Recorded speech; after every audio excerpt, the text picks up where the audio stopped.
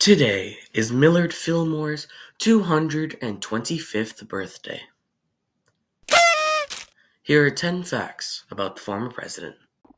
You may know Millard Fillmore as the last president to not represent either the Democrats or the Republicans, representing the Whigs while in office. However, the party that he was allegiant to when he died was a Democratic Party. Yeah, he switched parties from the Whigs to their main rivals, the Democrats, not to the Republicans like many Whigs did, such as Abraham Lincoln.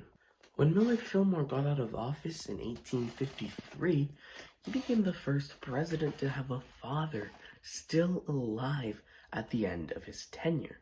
He died 10 years later in 1863 at the age of 98, and that was his father named Nathaniel Fillmore.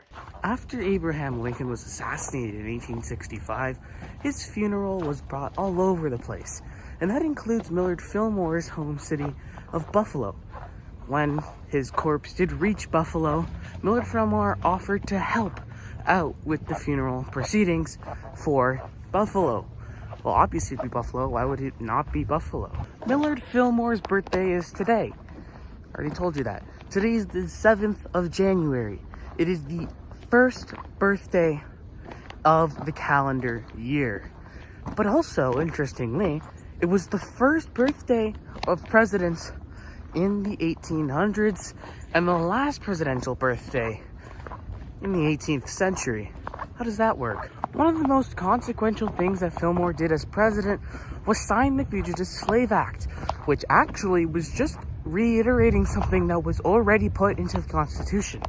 But Fillmore made it worse. He signed this bill, which made it so that slaves who escaped and were in free states, not slave states, had to be returned to their owners in slave states. Yeah, this was a major cause of the Civil War. This next fact is something I like to bring up a lot about Millard Fillmore. He was dubbed the hottest man by Queen Victoria.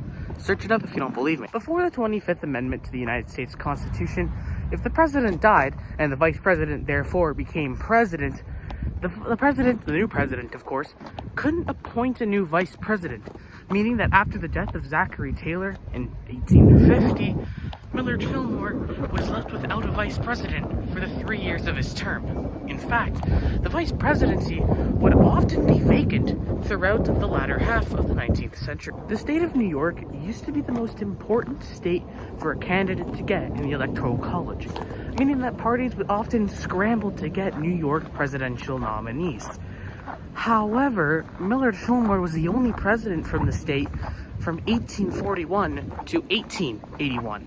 And the president in 1881, Chester Arthur, wasn't even born in New York. He was born in Vermont. When Millard Fillmore died in 1874, his dying wish is that his son and his son's stepmother, so Millard Fillmore's second wife, would get along.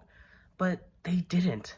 His son, Powers, would consistently drive his stepmother crazy and even drove her into she was broke when she died. So kind of sucks. And for our last fact about Millard Fillmore on his birthday is that he was not a big fan of President Lincoln.